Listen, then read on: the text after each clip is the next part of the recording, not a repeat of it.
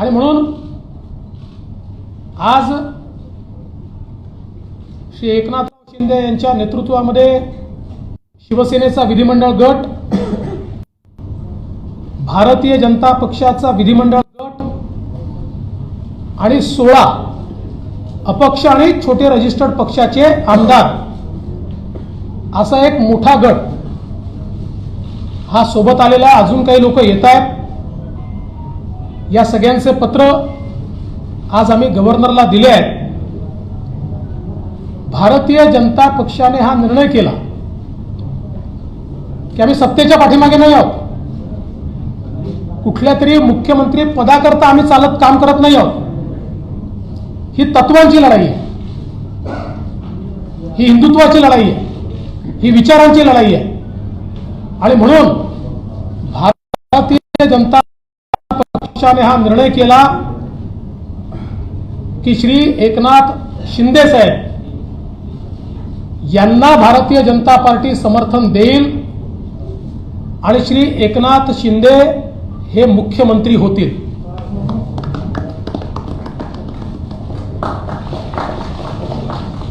त्यामुळे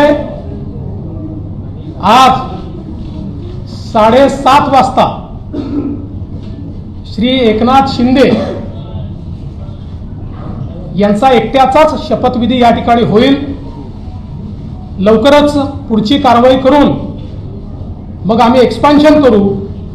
या एक्सपान्शन मध्ये शिवसेनेचे शिंदे साहेबांसोबत असलेले अपक्षांमधले आणि भारतीय जनता पक्षाचे असे सगळे लोक या एक्सपान्शन मध्ये या मंत्रिमंडळात येतील.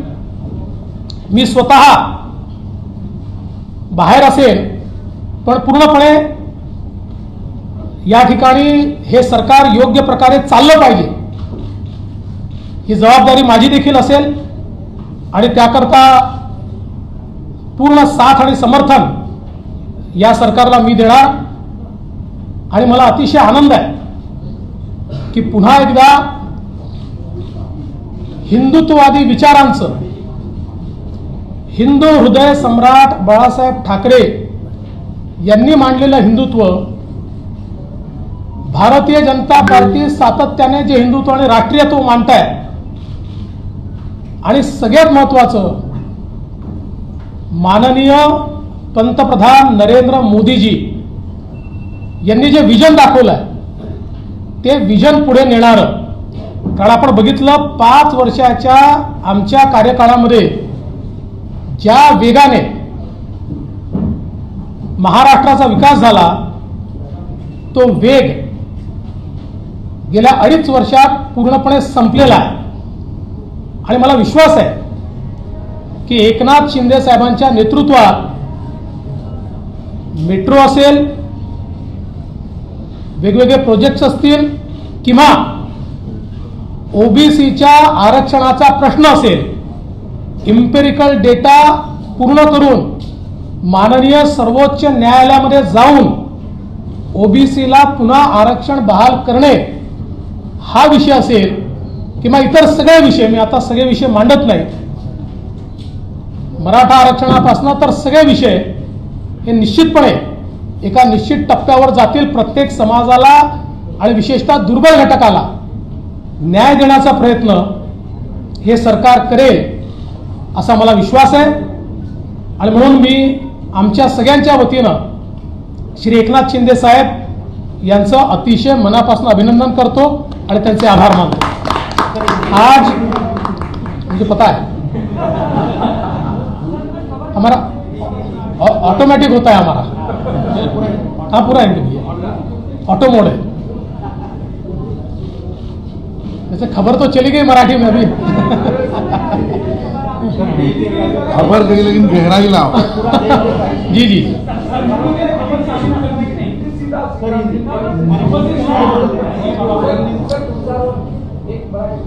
देखिए 2019 में भारतीय जनता पार्टी और शिवसेना साथ में चुनाव लड़ी. माननीय प्रधानमंत्री जी के नेतृत्व में हमें पूर्ण बहुमत मिला. बीजेपी को 106 सीटें शिवसेना को 56 सीटें और कई अन्य लोग हमारे साथ आए। 170 तक हमारी मेजॉरिटी जा रही थी। माननीय प्रधानमंत्री जी ने चुनाव के दरमियान भारतीय जनता पार्टी के मुख्यमंत्री का नाम भी ऐलान किया था, सबको मंजूर भी था। किंतु चुनाव के बाद शिवसेना के नेताओं ने यह निर्णय किया कि हिंदू हृदय सम्राट शिवसेना प्रमुख बाला साहेब ठाकरे जी ने जिन विचारों का जीवन भर विरोध किया, जीवन भर जिनसे लड़ाई की और जिनके बारे में वो कहते थे कि अगर इनके साथ जाना पड़ा तो मेरी दुकान बंद कर दूंगा, ऐसे लोगों के साथ अलायंस किया। और उसके बाद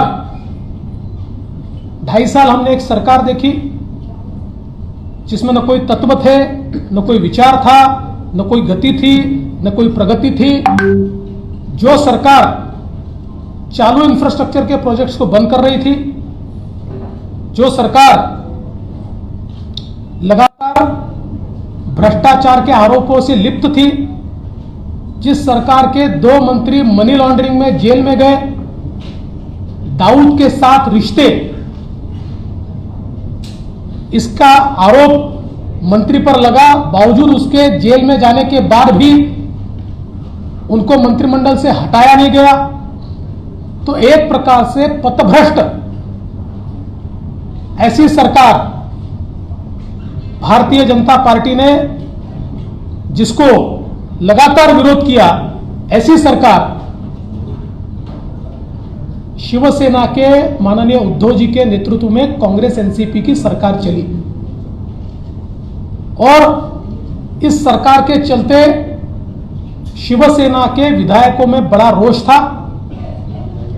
उनको लगता था वापस वोट मांगने जाना है, और आज तक जो बातें कही उसके विरोध में काम हो रहा है। जिनके खिलाफ जिंदगी भर लड़े, उनके साथ बैठे हैं, वोट कैसे मांगेंगे।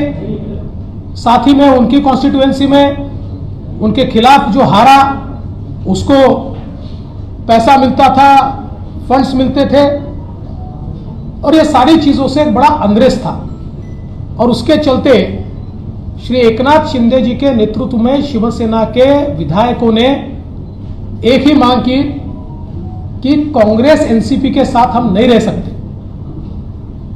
और ये गठबंधन तोड़ा जाए। किंतु उनकी मांग मंजूर नहीं हुई। माननीय उद्धव जी ने हिंदुत्व छोड़ दिया, विचारों को छोड़ दिया, और अपने विधायकों से ज्यादा कांग्रेस और एनसीपी की बात दिल को लगाकर रखी और उन्हें ही महत्व दिया। इसके चलते इन विधायकों ने अपनी आवाज बुलंद की। मैं इसको बगावत नहीं कहूंगा, ये आवाज बुलंद की, और आवाज बुलंद करके इन विधायकों ने ये कहा कि आप बाहर निकलिए, नहीं तो हम इनके साथ नहीं रहेंगे। और ऐसे समय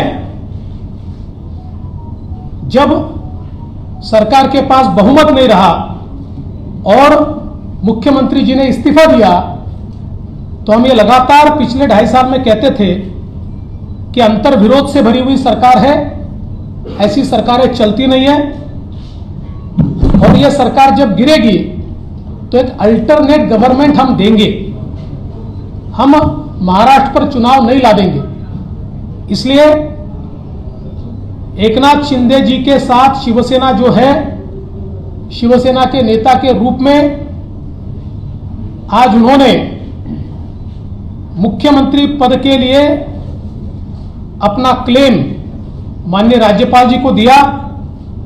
भारतीय जनता पार्टी के हमारे गुट ने उनको पूरा समर्थन दिया। हमारे 106 और उसके साथ साथ उनके साथ और हमारे साथ जो इंडिपेंडेंट्स और छोटी पार्टियां हैं, इन सभी के समर्थन का पत्र आज हमने सौंपा है, और गवर्नर साहब ने श्री एकनाथ शिंदे जी को 7:30 बजे शपथ के लिए न्योता दिया है। आज केवल एक ही शपथ होगी श्री एकनाथ शिंदे जी की, और फिर हम लोग सारी कार्रवाई करके उसका एक्सपांशन करेंगे। एक्सपांशन के समय शिवसेना के जो विधायक उनके साथ है, कुछ इंडिपेंडेंट्स है, हमारे 106 विधायक हैं। इनमें से जो ज्येष्ठ वरिष्ठ लोग हैं, जो हमारी पार्टी तय करेगी या उनकी पार्टी तय करेगी, ऐसे लोगों को मौका दिया जाएगा और मंत्रिमंडल का एक्सपांशन किया जाएगा। मैं इस सरकार को पूरे तरीके से सहयोग करूंगा। मैं सरकार के बाहर रहूंगा और इस सरकार को सफल बनाने हेतु जो जो चीज करना आवश्यक है, ऐसी सारी चीजें हम मिलकर करेंगे। मेरा विश्वास है आदरणीय प्रधानमंत्री मोदी जी ने जो विकास का एक नया पर्व शुरू किया है, उस विकास के पर्व को 2.5 साल का जो ब्रेक लगा था, वो ब्रेक निकलेगा और फिर से महाराष्ट्र की प्रगति की एक्सप्रेस ये तेजी के साथ भागेगी। और उसके लिए मैं श्री एकनाथ शिंदे जी को बहुत बहुत बधाई देता हूं।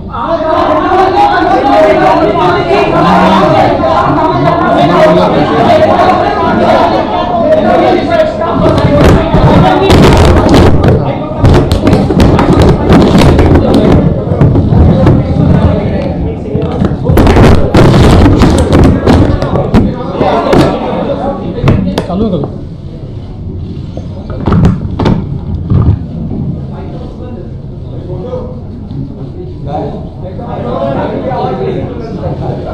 अरे बरेच दिवस बाहेर आहेत आपलं.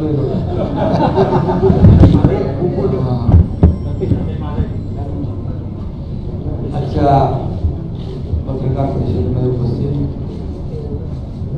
राज्याचे विरोधी पक्षनेते देवेंद्र फडणवीस साहेब आणि सर्व इतर मान्यवर आणि पत्रकार बांधव,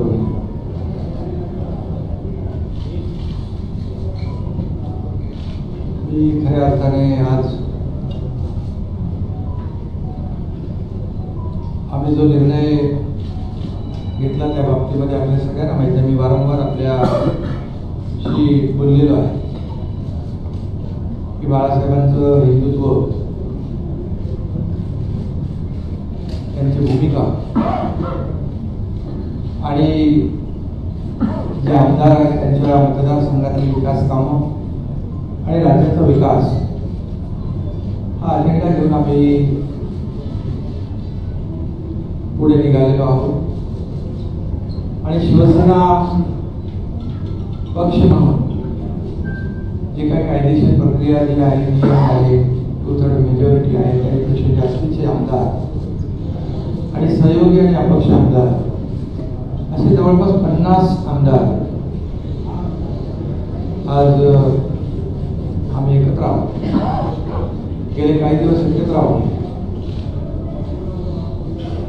एक वैचारिक भूमिका, एक राज्याचा विकास आणि जे काही 2.5 वर्षापूर्वी घडलं ते आपल्या सगळ्यांना माहीत आहे. फडणवीस साहेबांनी त्या बाबतीमध्ये भाष्य केलेलं आहे. गेल्या काही काळामध्ये आम्ही मुख्यमंत्री महोदयांना, आमदारांनी देखील आपल्या मतदारसंघातल्या समस्या असतील, विकास प्रकल्प असतील, अडचणी असतील, या बाबतीमध्ये वारंवार माहिती दिली आणि करावयाची दुरुस्ती याची मागणी देखील केली. मी देखील अनेक वेळा त्यांच्याबरोबर चर्चा केली. जी काय आपली नैसर्गिक युती होती, आपण एकत्र निवडणुका लढवल्या आणि त्यानंतर महाविकास आघाडी स्थापन झाली. त्या बाबतीमध्ये आमदारांमध्ये असलेली जी काही नाराजी होती आणि मतदारसंघामधले जे प्रश्न किंबहुना पुढच्या निवडणुकीमध्ये निवडणूक लढवणे किंवा जिंकणे यामध्ये देखील येणाऱ्या अडचणी हे सगळं लक्षात घेऊन आणि कुणाला काहीतरी पाहिजे, कुणाला काही मंत्रीपद पाहिजे किंबहुना आणखी काही वैयक्तिक स्वार्थ असं कुठलाही मनामध्ये न ठेवता आतापर्यंतच्या महाराष्ट्रातल्या घटना आपण जर पाहिल्या तर अपोजिशन म्हणून आपण रुलिंगकडे जात असतो, परंतु हे जे काही घटना आहे ते रुलिंग कडून अपोजिशनकडे जाण्याचा एक प्रकारचा तसं बघितलं तर तशी घटना आहे. कारण मी देखील मंत्री होतो, नगरविकास मंत्री, आणखी माझ्यासोबत देखील अन्य मंत्री या मंत्रिमंडळात काम करत होते. परंतु राज्याच्या हिताच्या दृष्टीने, भविष्याच्या दृष्टीने जे काही घडत होतं, काही मंत्रिमंडळातले सहकारी त्यांच्यावर ज्या काही झालेल्या कारवाई असतील, आणखी अनेक इश्यू होते. महाविकास आघाडीमुळे निर्णय घेता येत नव्हते. आता काही आम्ही जेव्हा एक बाळासाहेबांची वैचारिक भूमिका घेऊन पुढे गेलो हिंदुत्वाची, त्यास काही निर्णय झालेले आहेत, त्याचं स्वागतच आम्ही केलेलं आहे. परंतु हे सगळे पूर्वीच आपण करायला पाहिजे होते, परंतु महाविकास आघाडीमुळे काही मर्यादा असू शकते. पण हे सगळं होत असताना आपल्याला माहित आहे की 50 आमदार म्हणजे 40, 39 आणि बाकी 50 आमदार जेव्हा वेगळी भूमिका घेतात, याचा अर्थ, त्याचं कारण, त्याचं आत्मपरीक्षण करण्याची आवश्यकता होती. कारण एखादा ग्रामपंचायत सदस्य किंवा नगरसेवक देखील आजच्या काळामध्ये अशा प्रकारचं पाऊल उचलताना आपल्याला दिसत नाही. मग एवढ्या मोठ्या प्रमाणावर हे 50 लोक एकत्र येतात. आणि मला तर काय, मी नगरविकास मंत्री होतो, मला ज्या काही अडचणी होत्या त्या बाजूला राहू द्या, परंतु जे आमदार आहेत त्यांच्या मतदारसंघाचे जे प्रश्न, इश्यू, समस्या या सगळ्या त्यांनी मला सांगितल्यानंतर, आणि त्यांनी मला सांगितलं की आपल्याला आपण 3, 4, 5 वेळा प्रयत्न केला, परंतु दुर्दैवाने त्याच्यामध्ये यश मिळालं नाही. आणि म्हणून हा निर्णय घ्यावा लागला आणि तो निर्णय आम्ही घेतला राज्याच्या हितासाठी, महाराष्ट्रातल्या जनतेच्या मनामध्ये असलेल्या अपेक्षा. आणि म्हणून आज त्या निर्णयाबरोबर देवेंद्र फडणवीस साहेबांनी जो निर्णय घेतला, आज भारतीय जनता पक्षाकडे जवळपास 106 आणि इतर अपक्ष जवळपास 120चा आकडा संख्याबळ त्यांच्याकडे आहे. असं असताना देखील खरं म्हणजे मुख्यमंत्री पद तेही घेऊ शकले असते संख्याबळानुसार, परंतु त्यांनी मनाचा मोठेपणा दाखवून बाळासाहेबांच्या शिवसैनिकाला या ठिकाणी पाठिंबा दिला. त्याबद्दल त्यांना मनापासून मी त्यांनी जे मोठं मन दाखवलं त्याबद्दल मी आदरणीय पंतप्रधान महोदय मोदी साहेब असतील, त्याचबरोबर गृहमंत्री अमितजी शहा साहेब आहेत, देवेंद्रजी आहेत आणि त्यांचे सर्व सहकारी इकडे बसलेले आहेत, त्यांचं मनापासून मी खऱ्या अर्थाने आभार मानतो, त्यांना मनापासून धन्यवाद देतो. ही एक ऐतिहासिक घटना आहे. हे कुणाला तरी काहीतरी पद पाहिजे, मंत्रीपद पाहिजे, मुख्यमंत्री पद पाहिजे असं काही नाही. मी देखील कुठलीच अपेक्षा केली नव्हती, परंतु जे काय घडलेलं आहे हे वास्तव आपल्या समोर आहे. जी काय अपेक्षा या राज्यातल्या जनतेची आहे ती अपेक्षा पूर्ण करण्यासाठी दिवस रात्र आम्ही सगळे मिळून एक करू आणि राज्याला विकासाकडे नेण्याचं काम नक्की केलं जाईल. देवेंद्रजी आमच्या पाठीशी आहेत, पण म्हणजे एवढा मोठ्या मनाचा माणूस आपण पाहू शकत नाही, मिळणार नाही. ते मंत्रिमंडळात नसले तरी सुद्धा ते त्यांनी सांगितले की या राज्याच्या विकासासाठी ते आमच्या सगळ्यांच्या सोबत आहे. हा त्यांचा मनाचा मोठेपणा आहे. आणि आजकालच्या राजकारणामध्ये काय मिळेल हे आपण प्रत्येक जण पाहत असतो. परंतु मिळत असताना, घेऊ शकत असताना ते दुसऱ्याला देण्याची जी काही त्या ठिकाणी उदारता दाखवली अशी उदाहरणं फार आजकालच्या त्याच्यामध्ये दुर्मिळ आहे. एवढंच मी या प्रसंगी सांगतो. बाकी मी पुन्हा एकदा मनापासून सगळ्यांना धन्यवाद देतो. माझ्याबरोबरचे 39 शिवसेनेचे आणि आता असे 50 जे आमदार आहेत ते देखील त्याच्यामध्ये काही मंत्री आहेत आणि आपापल्या मतदार क्षेत्रामध्ये ते देखील ताकदवान आमदार आहेत. असं असताना एकीकडे सत्ता अपक्ष, एकीकडे खूप मोठे मोठे नेते आणि दुसरीकडे एकनाथ शिंदे सारखा एक छोटा कार्यकर्ता याच्यावर विश्वास ठेवणं आजकालच्या काळामध्ये फार कठीण आहे. परंतु या सर्व 50 आमदारांनी जी लढाई या ठिकाणी लढलेली आहे, जे वैचारिक भूमिका घेऊन, बाळासाहेबांच्या हिंदुत्वाची भूमिका घेऊन, किंवा आमचे धर्मवीर आनंद दिघे साहेबांची जी काही शिकवण आहे आम्हाला, जिथे अन्याय होतो तिथे आवाज उचलणं आणि अन्यायाला वाचा फोडणं हे करण्याचं काम या 50 आमदारांनी केलेलं आहे.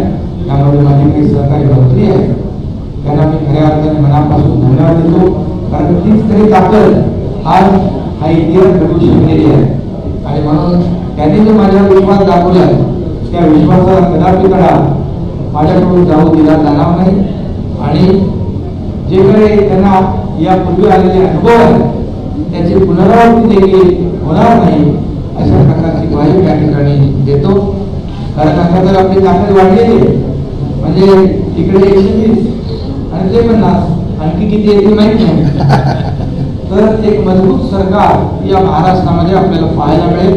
आणि त्याला आदरणीय पंतप्रधान महोदयांचं, आदरणीय गृहमंत्री महोदय अमित शहा साहेबांचं, नड्डाजी आपले जे पी नड्डाजी आहेत अध्यक्ष, या सर्वांचं पाठबळ मिळेल.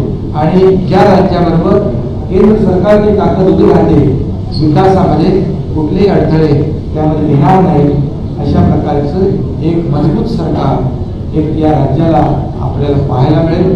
हे सरकार लोकांच्या मनामधल्या अपेक्षा आकांक्षा पूर्ण करण्यासाठी कटिबद्ध आहे. आणि राज्याची जी काही प्रगती आहे ती वेगाने करण्यासाठी आम्ही सर्वजण प्रयत्न करू. एवढंच मी या प्रसंगी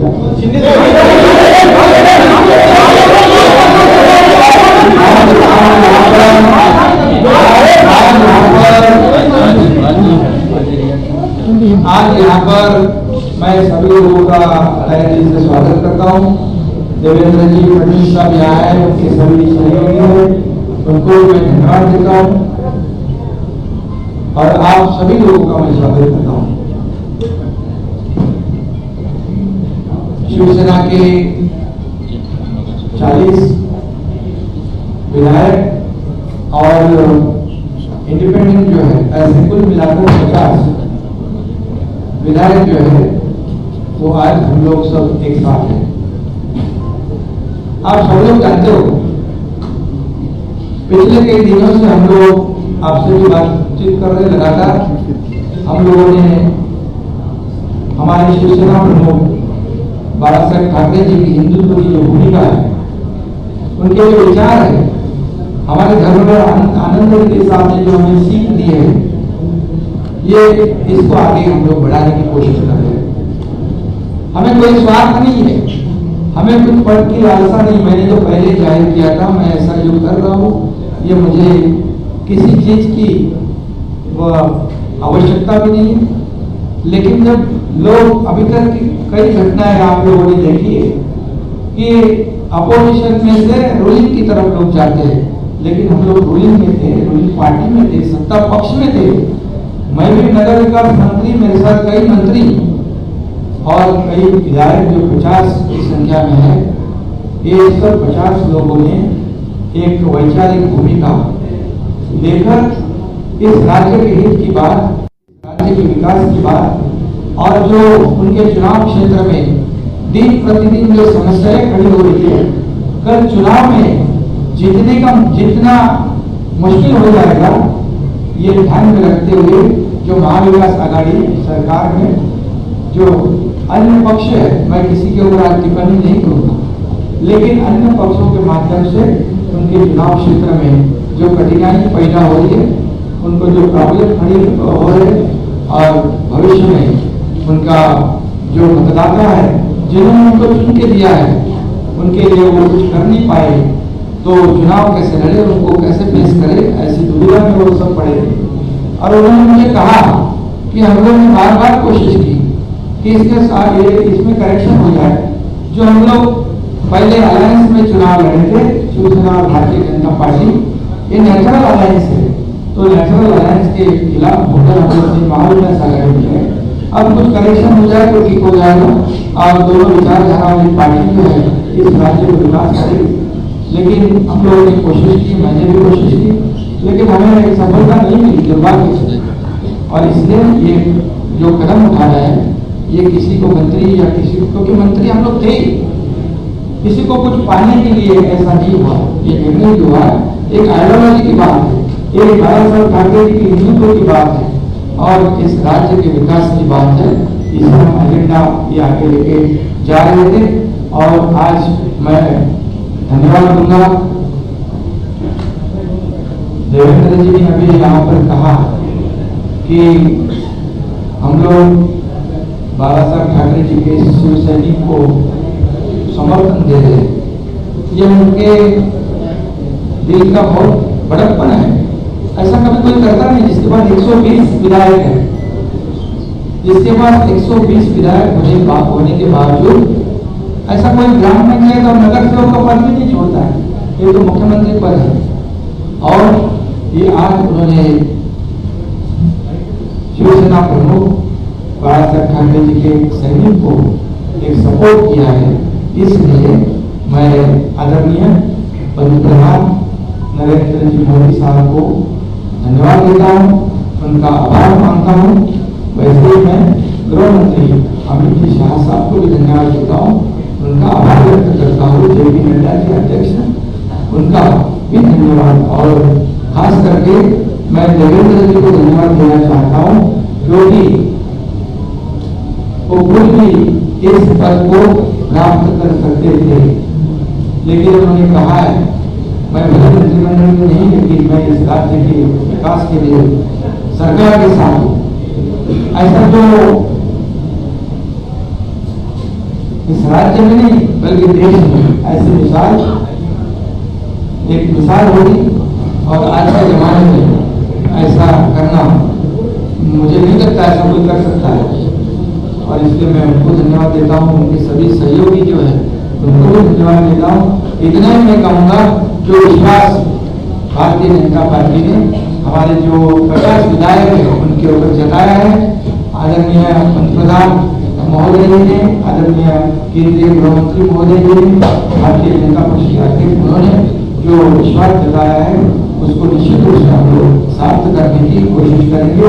और जो 40 और 10-50 विधायक जो है उनके बलबूते पर ये हम लोग यहाँ तक लड़ाई लड़ी है, एक वैचारिक लड़ाई है, और उनको भी मैं धन्यवाद दूंगा कि एक तरफ पूरी सत्ता है, एक तरफ पूरी सरकार है, एक तरफ बड़े बड़े नेता है। मैं तो उनके सामने एक छोटा कार्यकर्ता के रूप में मैं अपने आप को समझता हूँ, लेकिन 50 लोगों ने मुझ पर जो विश्वास और जो भरोसा जताया है उसे कभी भी मैं बिल्कुल तोड़ूंगा नहीं, उसके खरोच भी नहीं मैं आने दूंगा। और उनको पहले जो अनुभव आया है पिछले 2.5 साल में, उसकी पुनरावृत्ति नहीं होगी, इसकी भी मैं पूरी तरह खबरदारी लूंगा। इतना ही कहूँगा, और राज्य को आगे बढ़ाने के लिए जो भी करना है विकास के लिए हम सब आप लेकिन हमारे साथ रहिए।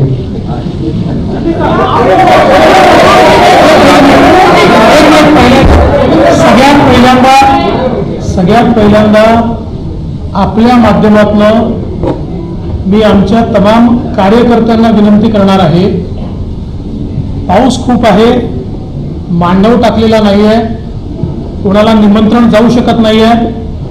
त्यामुळे छोटा शपथविधी सोहळा होत असल्यामुळे सगळ्या कार्यकर्त्यांची मी माफी देखील मागतो. भाजपचे असतील, एकनाथजींसोबत असलेले शिवसेनेचे असतील, की कोणालाही प्रवेश या ठिकाणी मिळणार नाही. त्यामुळे कोणी इथे येण्याचा प्रयत्न करू नये असंही मी आपल्या माध्यमातून त्या सगळ्यांना विनंती करतो.